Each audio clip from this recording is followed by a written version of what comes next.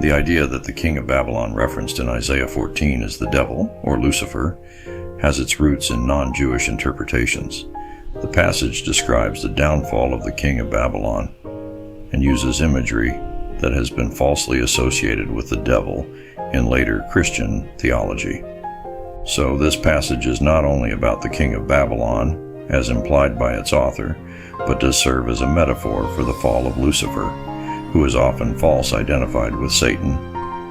It is important to note that interpretations of religious texts can vary widely among different religious traditions and scholars. People use and reinterpret to suit their agendas. The Bible is very good for doing this. Not all interpretations of Isaiah 14 equate the king of Babylon with the devil, and some interpretations focus solely on the historical context of the passage.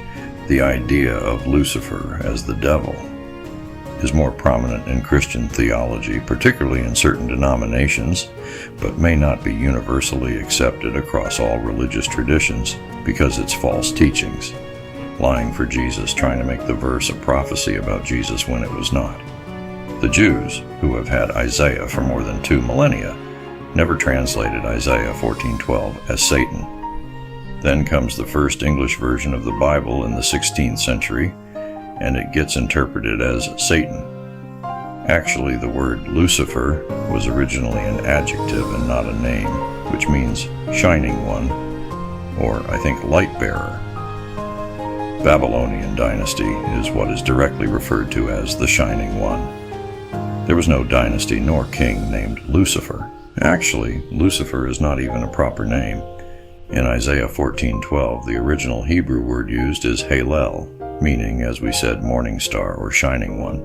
Then when the Bible was translated into Latin, Halel became Lucifer. The passage never says Lucifer is a proper name for the devil, but somehow, devil theology crept into this text, and what should have been a generic word or title for divinity became a capital L, Lucifer. Comparing of the ruler of Babylon to the morning star or shining makes sense, since rulers like that were seen as somewhat divine in those days. This explains the heaven imagery too. Lastly, the ruler is not cast into hell, but Sheol. Sheol is the Hebrew word being used there in Isaiah 14:15 and such. Sheol was seen as a generic underworld, or a symbol of simply the grave, not a fiery torture pit.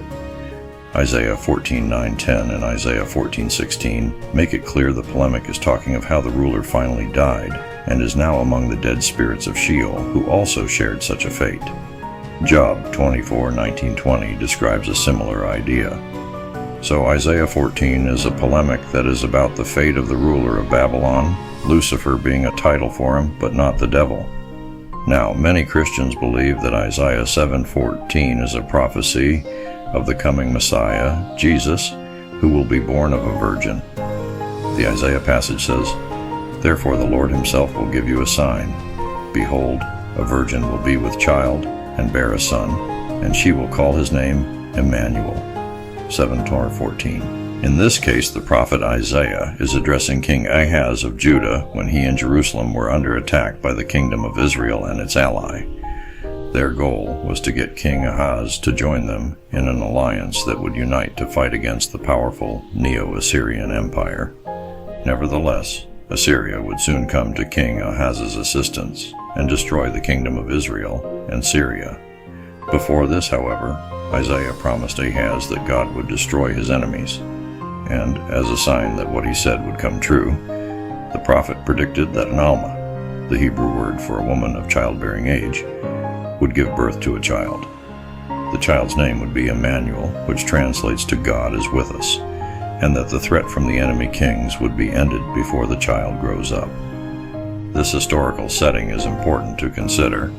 The difficulties for believing this to be a prediction of the virgin birth of Jesus 7 or so centuries later are several.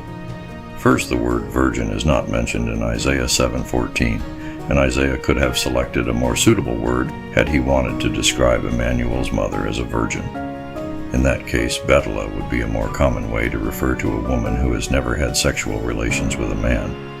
Instead, Isaiah used the word Alma, which means young woman.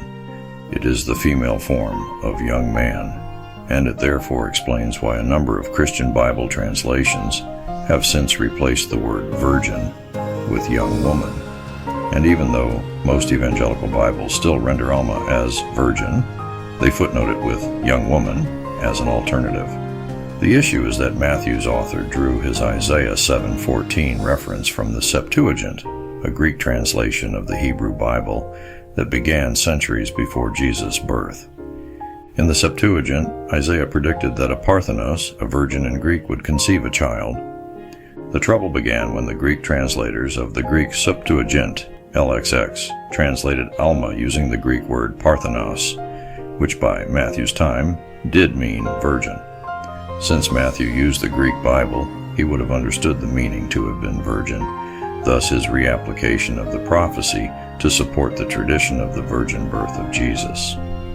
This is understandable given that Matthew's author was eager to convince his Greek-speaking Jewish audience that Jesus was God's promised Messiah, hence why he included references to the Hebrew Scriptures. Just a lot of mistranslations that we continue today.